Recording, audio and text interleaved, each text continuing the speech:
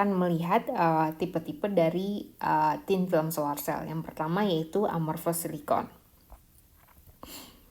Jadi amorphous silicon itu terdiri dari beberapa lapisan. Yang pertama yang di bawah dia pakai silver ya. Terus solar cell-nya itu terbentuk dari amorphous silicon yang sudah dikasih hidrogen. Jadi ini amorphous silicon hidrogen yang akan membentuk PIN solar cell. Jadi ini ada tipe P, tipe I intrinsik yang nggak didop, sedangkan ada tipe N yang didop dengan N. Terus kontak di atasnya itu pakai transparent conducting oxide, itu biasanya ITO ya, indium tin oxide. Terus di atasnya dikasih glass. Jadi untuk amorphous silicon itu mirip-mirip dengan kristalin dan polikristalin silikon. Bedanya yang jadi material di tengah-tengahnya itu bukan kristalin atau polikristalin, tapi amorphous silicon. Kontak atas dan bawahnya juga mirip ya.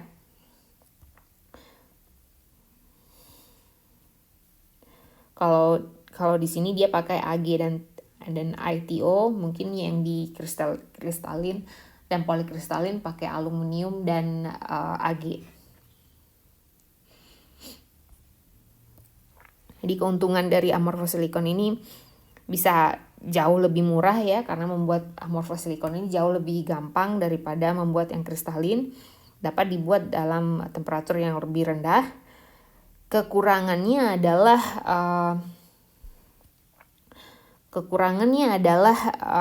mobility. Mobility ini pergerakan muatan di solar cell tersebut. Jadi kalau amorphous itu pergerakan muatan elektron dan hole-nya itu jauh lebih lambat daripada yang kristalin, sehingga akhirnya efisiensinya dari amorphous ini juga jauh lebih rendah. Ini saya rasa ini sudah kita bahas sebelumnya yang masalah mobility ini. Terus uniformity atau ketebalan performa dari amorphous silicon ini di beberapa tempatnya itu bisa berbeda-beda tergantung dari ketebalannya dan kualitas filmnya. Jadi ini adalah yang lain ya, bisa yang lain. Untuk amorphous silicon ada pakai aluminium back contact, bisa juga ya. Tapi yang jelas di tengah-tengahnya adalah amorphous silicon yang sudah dikasih hidrogen ya. Terus contoh kedua dari thin film solar cell adalah copper indium gallium diselenide, yaitu yang bentuknya kira-kira seperti ini ya. Jadi yang di atas dia pakai nikel aluminium kontak. Jadi ini tergantung materialnya apa, maka kontaknya disesuaikan supaya terbentuk ohmic kontak. Terus di sini dikasih N-type ya, yang di atas biasanya selalu N-type.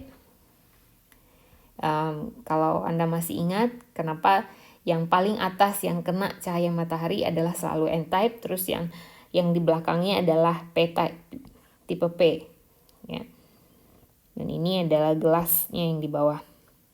Jadi di sini kontak positifnya adalah molybdenum, sedangkan kontak yang di atasnya adalah nikel dan aluminium. Jadi ini lagi-lagi tergantung dari material apa yang ingin dihubungkan supaya terbentuk ohmic kontak. Jadi ini adalah struktur dari CIGS thin film polycrystalline. Jadi dia tetap ada di sini, tetap ada PN junction ya. Keuntungannya adalah efisiensinya sudah dibuktikan sudah cukup bagus, yaitu 20%, itu dekat hampir mirip dengan kristalin dan polikristalin ya. Terus hambatan dari tipe solar cell ini adalah lagi-lagi untuk thin film kita masalah di uniformity ya, keseragaman deposisi. Terus terus ada defect ya. Terus ini masih ada beberapa mekanisme yang kita belum begitu mengerti, karena di sini itu terdiri dari beberapa macam unsur di sini. Jadi ini agak susah memahami mekanisme pada interface-nya. Jadi ini ada 4 unsur, di sini ada 3 unsur ya. Jadi masih banyak mekanisme-mekanisme yang belum dipahami tentang CIGS solar cell ini. Terus kadmium itu sebenarnya material yang tidak disarankan untuk dipakai karena beracun. Jadi kita harus mencari material yang kadmium free, seperti contohnya itu doped zinc oxide. Terus yang ketiga adalah cadmium telluride atau CDTE. Sama lagi ya, ini contoh dari solar cell-nya yang cadmium telluride ini. Jadi di sini Anda lihat di depan selalu yang paling atas itu pasti ada gelas ya untuk menutupi. Terus yang front kontaknya itu biasanya ini FTO ya atau TCO. TCO ini adalah transparent conducting oxide.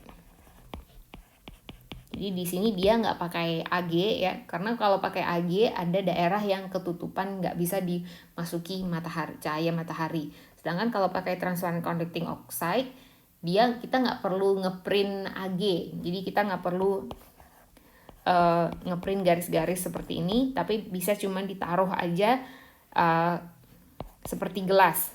Jadi transparent conducting oxide ini dia seperti lapisan plastik atau gelas yang bisa ditembus cahaya dan juga bisa mengantarkan listrik. Nah, lagi-lagi kita perlu di solar cell kita perlu ada yang namanya PN junctions, dan yang paling dekat dengan cahaya matahari biasanya N ya. Terus ada P, tipe P yang lebih tebal dan yang di paling belakang. Terus di sini ada back kontaknya lagi di sini. Jadi ini adalah contoh dari CDTE ya. Oke, bisa Anda lihat di sini ketebalannya itu sangat tipis ya. Jadi ini bahkan ini dalam skala nanometer, mikrometer ya.